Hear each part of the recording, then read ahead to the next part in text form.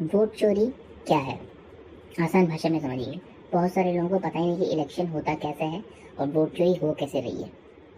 तो इलेक्शन एक तो सेंटर का होता है, यानी जो प्राइम मिनिस्टर बनते हैं, और एक होता है स्टेट का, जहाँ पर चीफ मिनिस्टर बनते हैं। तो आप एक स्टेट को लेते हैं, मान लीजिए हम बिहार को लेते हैं। तो स्टेट इलेक्शन जो है, उसके लिए बिहार को अलग अलग पार्ट में डिवाइड कर दिया जाएगा। मान लीजिए 20 पार्ट में डिवाइड कर दिया गया।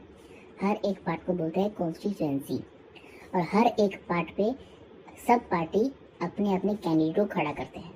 मान लीजिए 20 पार्ट में डिवाइड कर दिया बिहार को, और हर एक पार्ट में किसी में 4 पार्टी खड़ी हुई, किसी में 5 पार्टी खड़ी हुई, किसी में 6 पार्टी, किसी में 2 पार्टी, ऐसे ऐसे अपने अपने कैंडिडेट्स को पार्टी खड़ा करते हैं। मान लीजिए उन 20 पार्ट्स में से एक कॉन्स्टिट्यूंसी की हम बात करते हैं। उस एक कॉन्स्टिट्यूंसी में मान लीजिए 3 पार्टी ने, आम आदमी पार्टी, बीजेपी और कांग्रेस, उन तीनों ने अपना अपना एक प्रत्याशी खड़ा कर दिया, एक कैंडिडेट खड़ा कर दिया तीनों ने। एक को मिले 50 वोट, एक को मिले 50 वोट्स, एक को मिले 49 वोट्स, और एक को मिले 51 वोट्स। तो जो 51 वोट जिसको मिले वो जीत गया उस कॉन्स्टिट्यूंसी से। वैसे ही पूरी 20 जो पार्ट्स हैं, 20 जगह होंगे ऐसे इलेक्शंस, और सब 20 जगह में एक एक आदमी जीतेगा। आप समझिए वोट चोरी कैसे हो रही है। मान लीजिए उस एक पार्ट में, एक कॉन्स्टिट्यूंसी में 50 लोग हैं मान लीजिए, नहीं थोड़ा आसान करते हैं, 100 लोग हैं मान लीजिए, ठीक है। और कैंडिडेट है 3, और उसमें से जो मान लीजिए बीजेपी है अभी पावर में, उसने अंदाज़ा लगाया कि इस सीट में कांग्रेस या आम आदमी पार्टी जीतने वाली है, तो एक काम करते हैं, उनका वोट ही हम काट देंगे। उन्होंने बोला 100 में से कितने लोग आम आदमी पार्टी और कांग्रेस को वोट करने वाले हैं और कितने लोग बीजेपी को करने वाले हैं। अब उन्होंने अंदाज़ा लगा लिया, तो उनको पता चला कैसे कांग्रेस को मिलेंगे 30 वोट, आम आदमी पार्टी मिलेंगे 30 वोट, और हमको भी मिलेंगे 30 वोट, और जो 10 वोट है वो लोग आज वोट डालने आएंगे ही नहीं।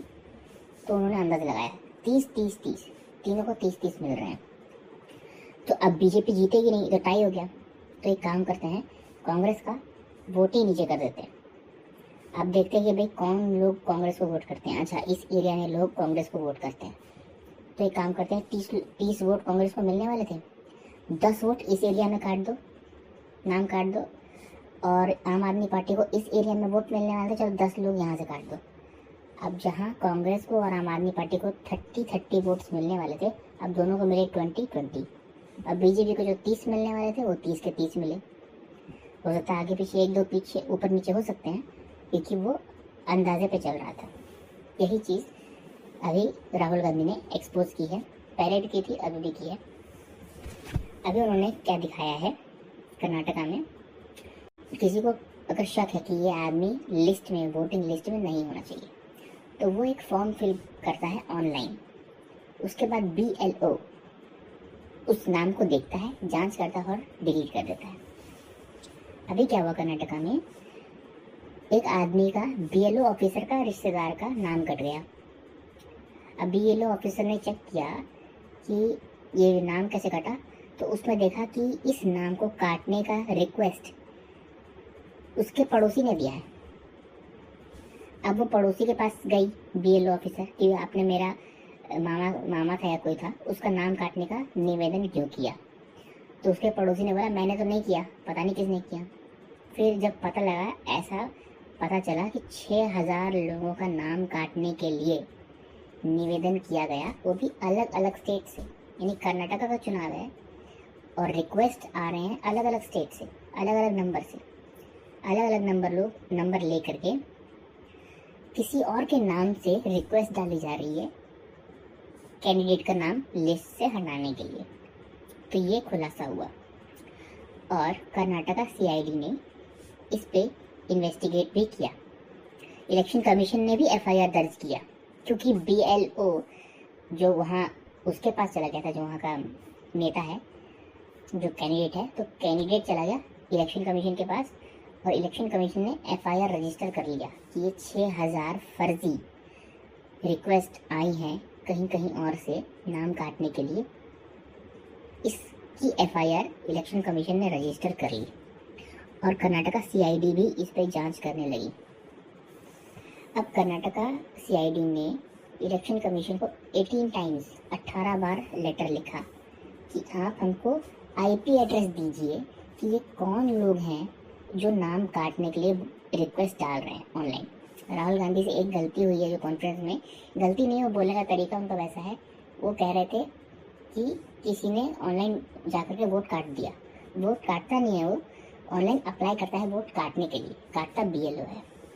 तो ये अप्लाई कर रहा था, ये कोई और कर रहा है, उस स्टेट के लोग ही नहीं है, ये कोई और है जो अप्लाई कर रहे हैं उस स्टेट के लोगों के नाम से, फर्जी नाम से, कि वो जैसे कि मेरे नाम से कोई अप्लाई कर दे कि हाँ भाई मैं किसी का वोट काटना चाहता हूँ, जबकि मैं तो काटना नहीं चाहता, कोई और मेरे नाम से अप्लाई कर रहा है। वैसे ही कर्नाटक में भी यही हुआ, गलती से पकड़ा गया क्योंकि बीएलओ का रिश्तेदार का नाम कट गया और उसके रिश्तेदार का नाम काटने वाला जो एप्लीकेंट था वो उसका पड़ोसी था, और पड़ोसी बोल रहा मैंने अप्लाई नहीं किया, यानी कि पड़ोसी के नाम पे किसी और ने अप्लाई किया। तो सीआईडी इसकी जांच भी कर रही थी। सीआईडी ने 18 टाइम्स 18 बार पूछा इलेक्शन कमीशन ने कि ये जो रिक्वेस्ट डाल रहा है नाम काटने के लिए, ये कौन है, इसका आईपी एड्रेस दीजिए ताकि हम पकड़े कि भाई कौन है जो फर्जी नाम से कटवा रहा है, किसी और का नाम लेके कटवा रहा है, वो भी दूसरे स्टेट से, नंबर भी दूसरे स्टेट का। तो इलेक्शन कमीशन ने ये देने से मना कर दिया। ये तो आज की बात है, यानी कि ये है सितंबर 18 की, जो राहुल गांधी ने अभी एलिगेशन लगाया है। जो इससे पहले राहुल गांधी का था, उसमें क्लेम था कि फर्जी वोटर, जैसे मैंने आपको पहले समझाया कि वोटर जीतते कैसे हैं। अगर बीजेपी को 50 वोट मिलने वाले हैं, कांग्रेस को 60 वोट मिलने वाले हैं एक जगह में, तो बीजेपी क्या करेगी, 10 लोगों का नाम काट देगी। तो कांग्रेस के जहाँ 60 आने वाले थे वो 50 हो गए, और अपने में 10 फर्जी वोटर, 10 नकली वोटर ऐड करवा देगी, तो यानी कि जहाँ 50 बीजेपी को आने वाले थे वो 60 आ गए, तो वो एक सीट जीत जाएगी।